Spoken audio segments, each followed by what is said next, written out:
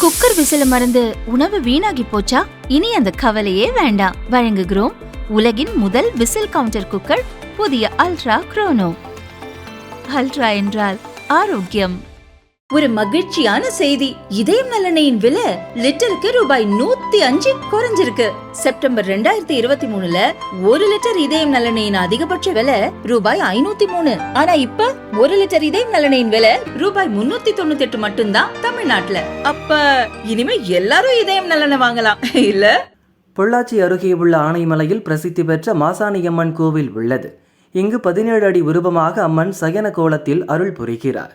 இங்கு தினமும் ஆயிரக்கணக்கான பக்தர்கள் காத்திருந்து தரிசனம் செய்கின்றனர். இத்தகைய சிறப்புமிக்க கோவிலில் பக்தர்கள் காணிக்கையாக செலுத்திய தொகை 100 கோடி ரூபாய் வங்கியில் டெபாசிட் செய்யப்பட்டுள்ளது.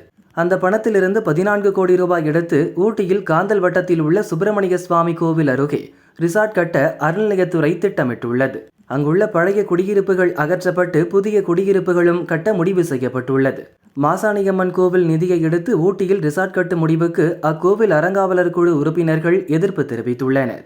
அவர்களின் பதவிக்கால முடிவடைய உள்ள நிலையில் இத்திட்டத்திற்கு எதிர்ப்பு தெரிவிக்காத அதிகாரிகளை தேர்வு செய்து அவர்களை இங்கு நியமித்து ரிசார்ட் கட்டும் பணியை துவக்க அறநிலையத்துறை அனைத்து ஏற்பாடுகளையும் செய்வதாக பக்தர்கள் புகார் கூறுகின்றனர்.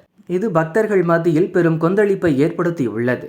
உள்ளூரைச் சேர்ந்த ஆளுங்கட்சியை சேர்ந்த தொழிலதிபர் ஏற்பாட்டில்தான் இந்த அதிகாரி மாற்றம், விடுதி கட்டும் திட்டம் தீட்டப்பட்டுள்ளதாகவும் பக்தர்கள் தெரிவித்துள்ளனர்.